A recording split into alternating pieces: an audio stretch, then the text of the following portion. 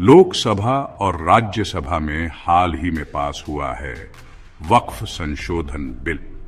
लेकिन सवाल ये है, क्या ये बिल भारतीय मुसलमानों के लिए चिंता का कारण है या ये देश की भलाई के लिए एक बड़ा कदम है?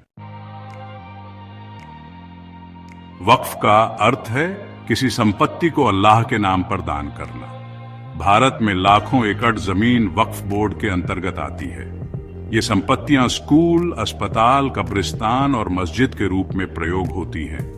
लेकिन पिछले कुछ दशकों में इन संपत्तियों पर विवाद, करप्शन और गैर कानूनी कब्जे की घटनाएं सामने आई हैं।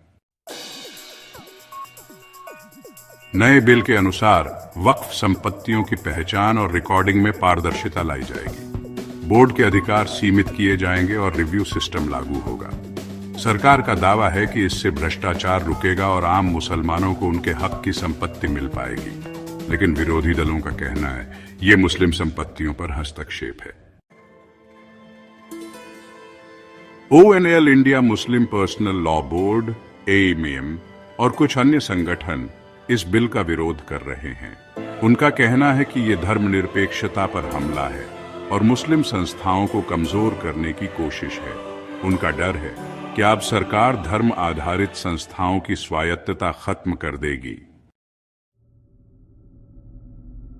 एक तरफ यह बिल ट्रांसपेरेंसी और जवाबदेही की बात करता है, वहीं यह डर भी है कि सरकार जरूरत से ज्यादा दखल दे सकती है। क्या इससे गरीब मुसलमानों को फायदा होगा या फिर यह सिर्फ एक और कागजी बदलाव बनकर रह जाएगा? कुछ लोग कह रहे हैं कि यह बिल 2024 के चुनाव से पहले मुस्लिम मतदाताओं को साधने की रणनीति थी। विपक्ष इसे ध्रुवीकरण का प्रयास बता रहा है, जबकि सरकार इसे सुधार की दिशा में क्रांतिकारी कदम मानती है।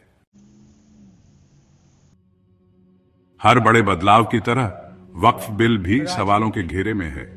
क्या यह वाकई सुधार है या सिर्फ एक राजनीतिक कदम? आप क्या सोचते हैं?